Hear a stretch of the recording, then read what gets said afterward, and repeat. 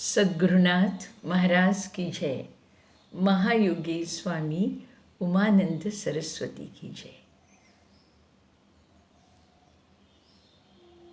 So many sweet responses I have got. Thank you, friends. I just want to inculcate in you all a nature of wanting to study and keep your mind occupied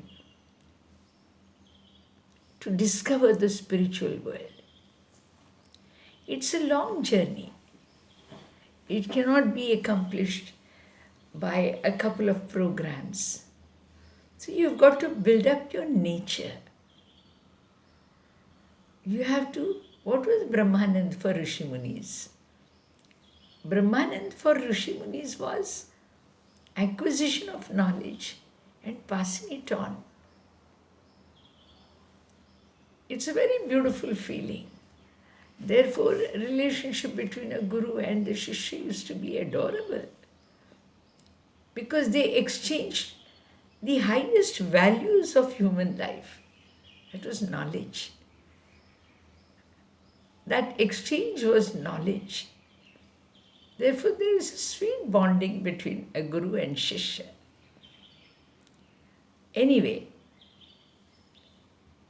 last talk I said I shall tell you 3 stories. I'm going to try and tell you we are dealing with almost 4 texts.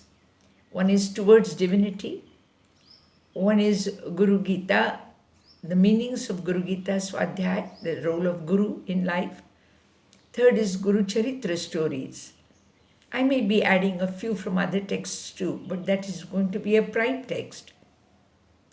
And fourth is going to be Gnaneshwari for your first beginners program. But I may be inserting the third text in between. It will not have a separate standing or separate lectures based. They will be a part and parcel of these 3 texts because they are rich with stories. It's not a storytelling, but it has something to do with inculcating in you or enhancing in you the perfect and pure understanding of a guru. So today I shall be telling you 3 stories. This is module number 2. And along with it, I'm going to take one question extra from Towards Divinity. For those who are enrolled, I shall be forwarding you the material which is for you to read. You will have some material at hand. There is one big nice day coming up. It's a Sunday, which is Akshaya Tritiya. I'll confirm it. That is the next coming Sunday. And it is so said that whatever you start on Akshaya Tritiya, it remains an endless journey. So I think we should start. All of you can register on that day. I will give you the details, how you can interact, and then we can say you are registered. Okay? Now I'm going to talk about 3 stories. Guru Charitra. It's a very important text for those who want to make progress and spiritually under the grace of the basic principle PLE, Guru. Actually, Guru Veena Brahmananyat Satyam Satyam Varanani. Lord Shiva is telling to Parvati that there is no possibility of attaining Brahmajnan without the help of a Guru. So, to know something about Guru, we've got very beautiful texts. So, we will take a small little story from Guru Charitra Bodheshwari. The original text is Guru Charitra. It has been extensively explained by my Gurudev, Umananda Saraswati, which is in Marathi, Guru Charitra Bodheshwari. And I have translated that into English for some of my friends abroad who are not very comfortable with Marathi. So all of you can make use of that. In that there is a beautiful story. There is a great sage, his name is Dhaumya Rishi. Dhaumya Rishi. Rishi means sage. Dhaumya Rishi. And it is his training, his imparting of knowledge to 3 of his devotees. Their names are, one is Aruni, second is Vaid, and third is Upamanyu. First one was Aruni. One day Guru tells him that, Aruni, I want you to go and see that my fields, rice fields, that they get water supply, because it is at a higher level and the water flows at a lower level. So for the water to be raised to the higher level, you will have to work out something and see that my fields are soaked in water. The devotee rushes, wanting to serve his Guru. He goes and sees, looks at the fields, and truly there is a difference between the levels. The water level flows from here and the fields are here. So it's not possible for him to bring the waters up here. So he tries various ways, he tries to see how to divert it, how to channel it, and finally he realizes the best way he could channel it is by sleeping between the 2 levels. Between the 2 levels, if he sleeps on this level, the water will rise and it will be slowly flooding the fields. He just sleeps there. And of course, imagine sleeping in waters. It's not for an hour or so, almost until evening, because then the water starts to slowly entering into the fields. And he is sleeping there, just reciting the name of his Guru. His body is getting cold.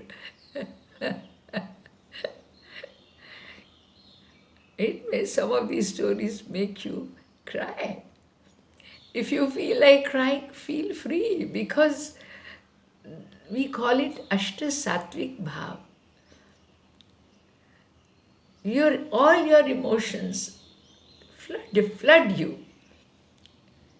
And one such emotion, you never know, will suddenly take you to higher levels of spiritual world, spiritual realm.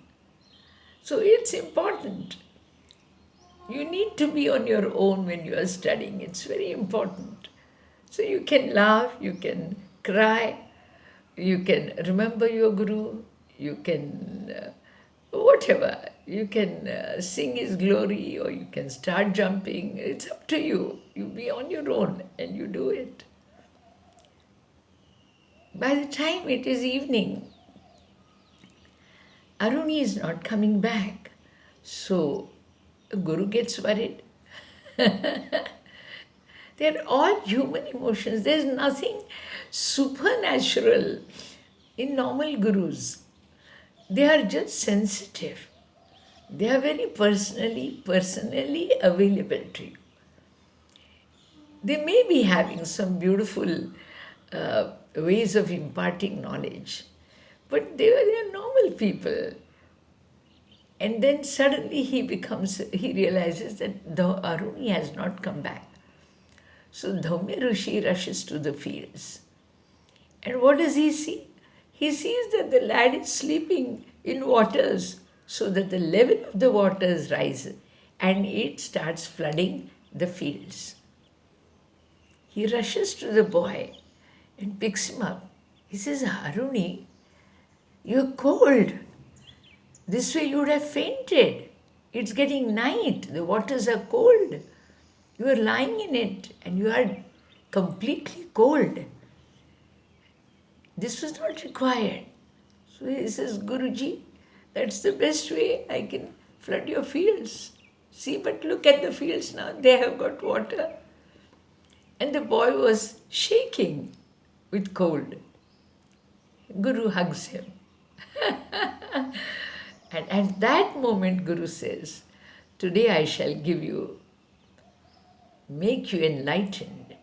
He keeps his hand on the head of the Shishya. And he says, you shall go around and pass on the knowledge to the world.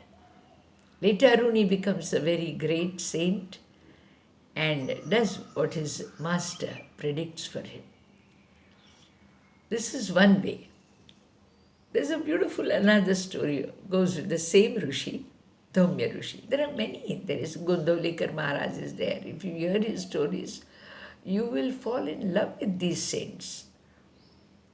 But I will stick to two today. Otherwise, I will get lost myself. I'll get lost myself. Anyway, the second one was Baid. His name was Baid.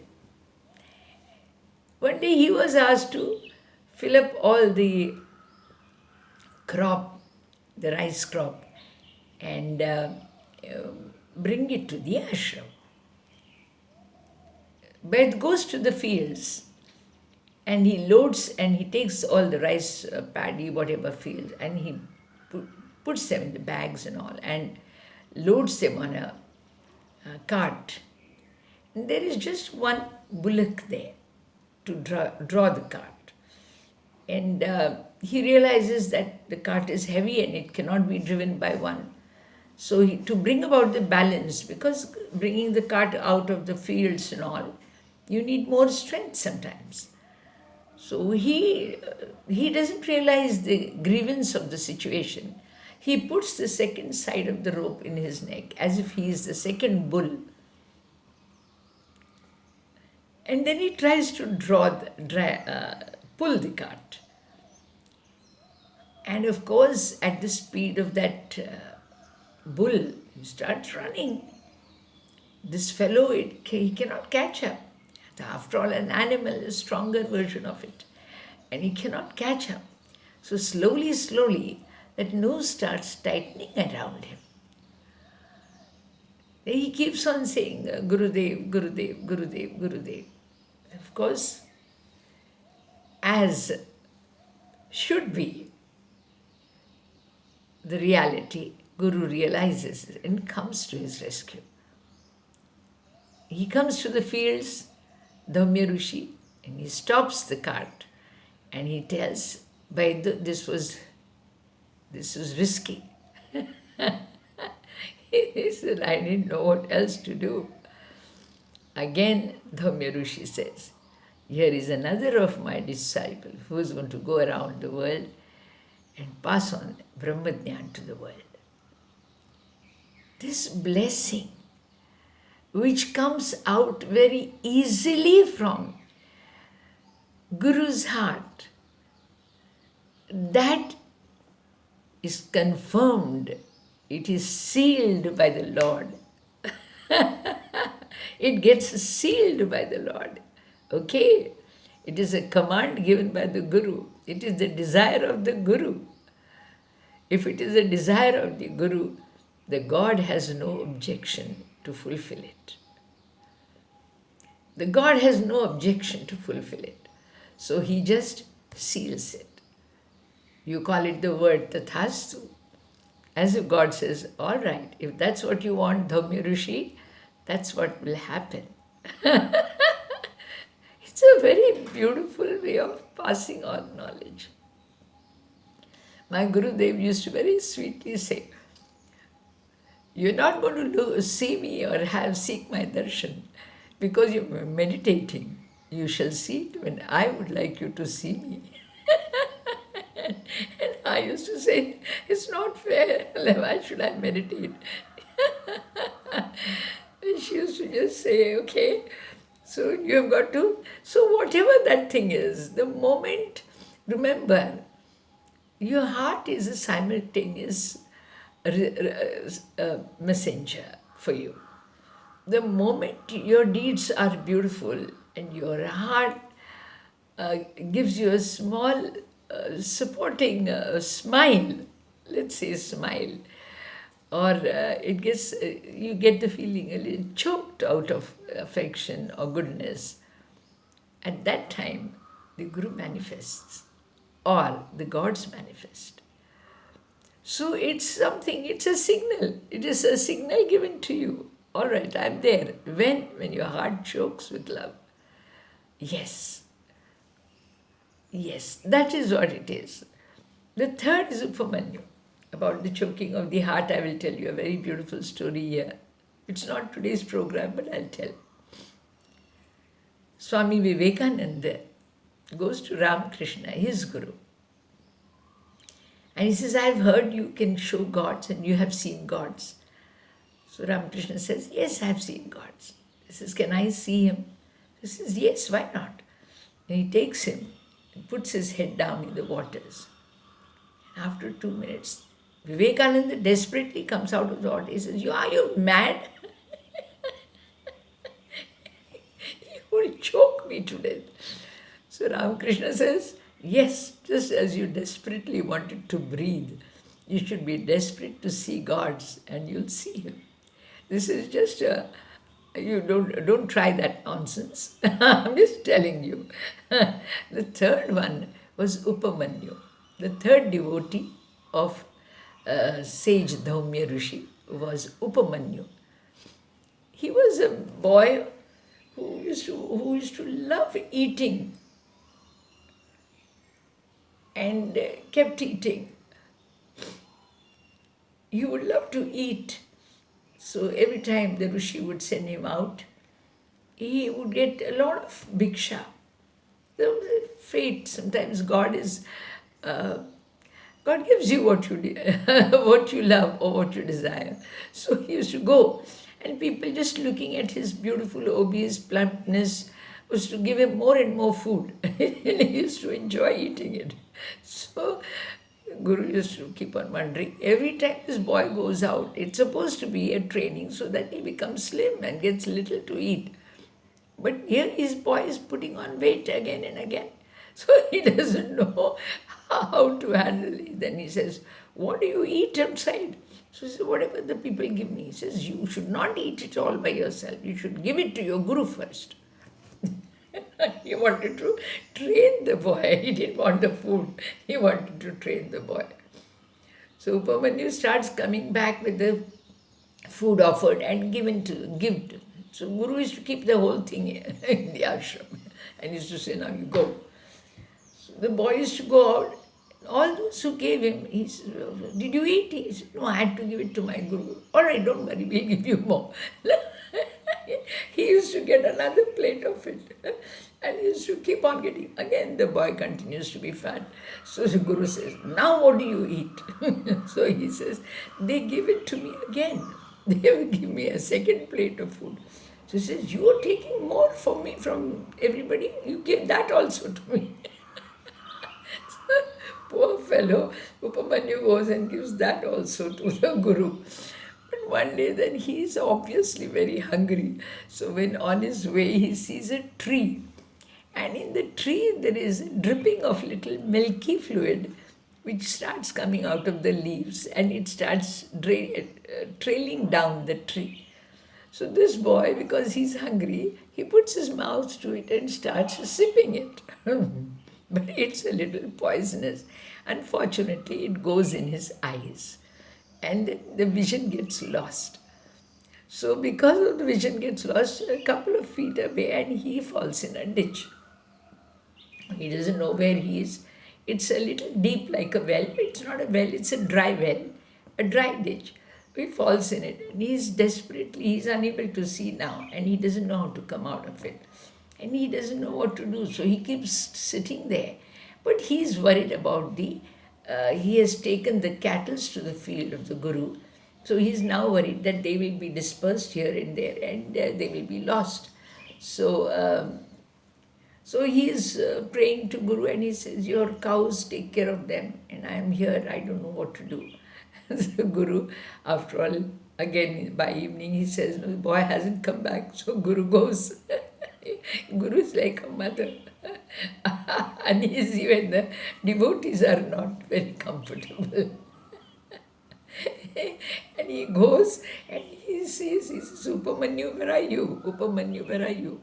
So he said, Guruji, I'm in this well. I'm here. So he says, what are you doing down there? He says, I don't know. I've fallen and I cannot see because he says, because of what? So he says, nothing, because of nothing. He says, because of what?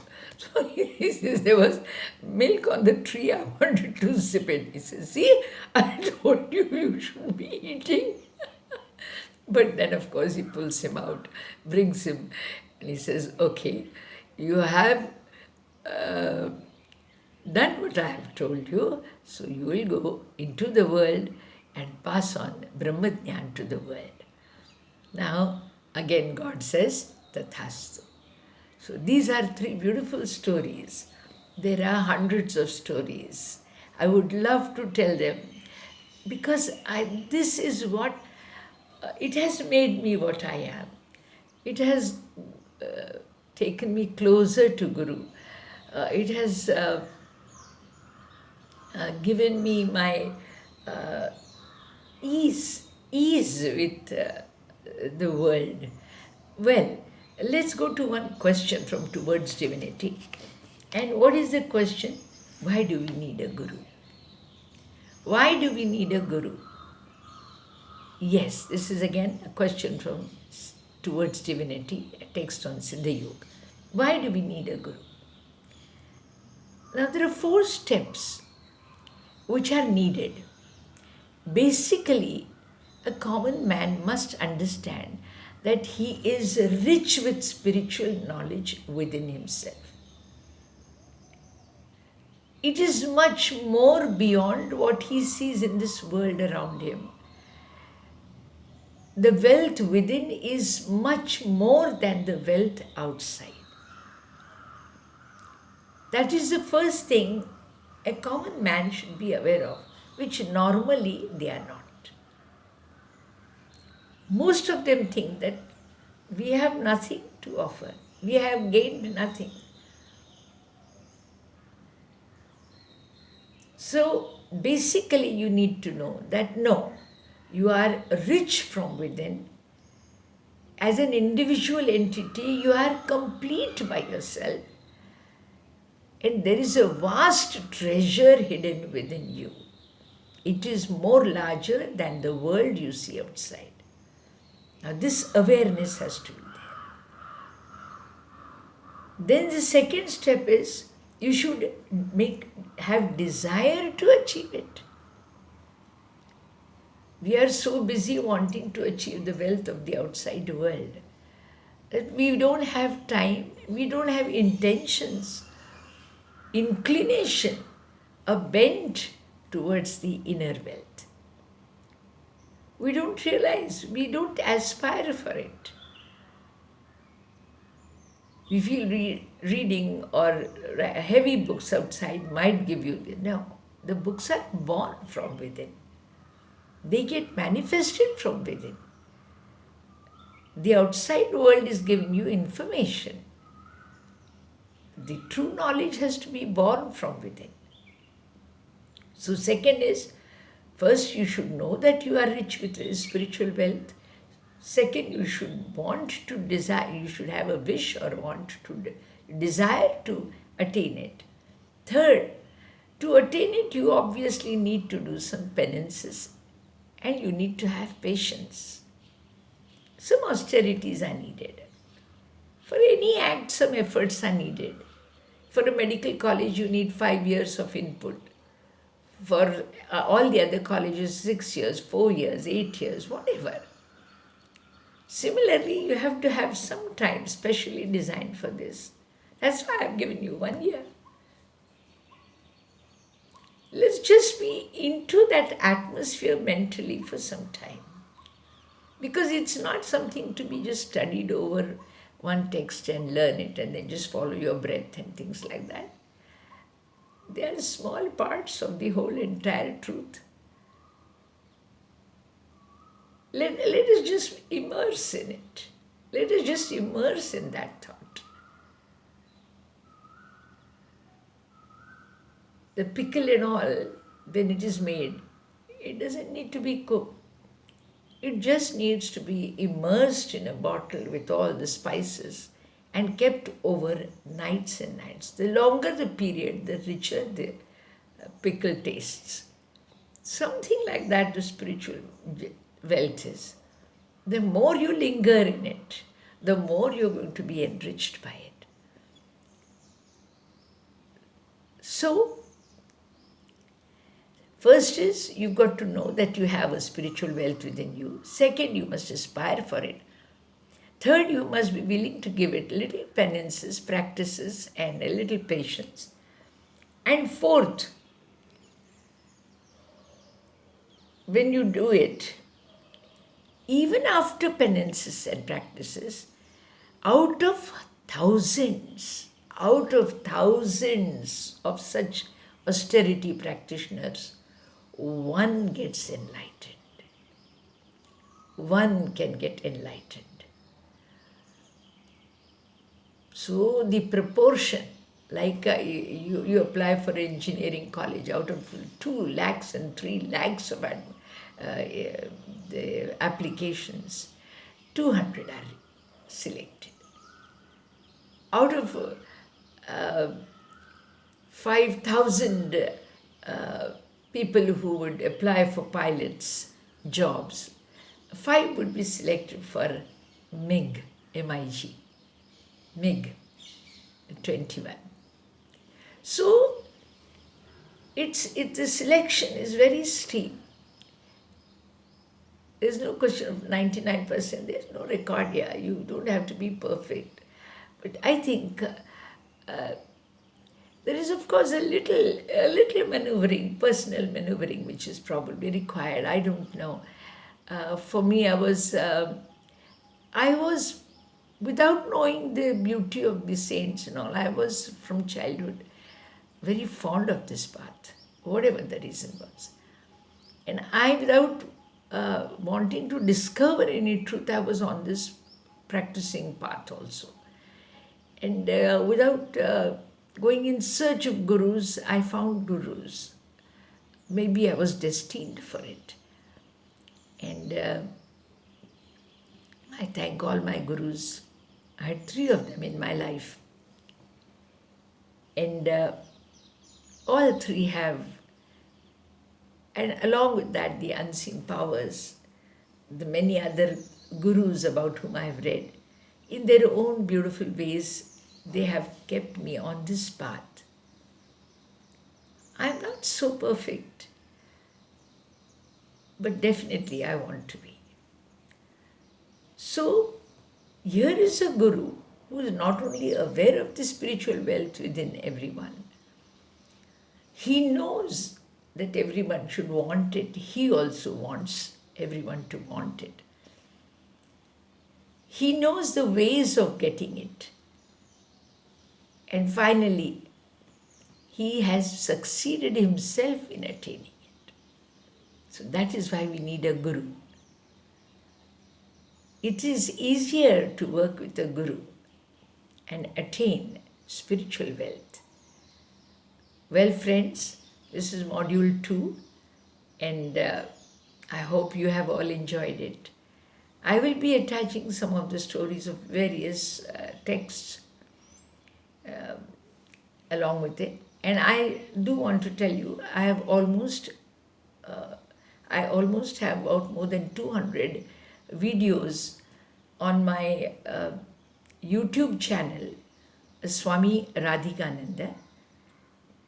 Those who have enrolled your names, subscribe them and start listening to them. Daily one or two, it will take you 10-15 minutes. You can hear them whenever you are free. Just let them seep into your life. Okay, this is Swamy Radhikananda from Pune.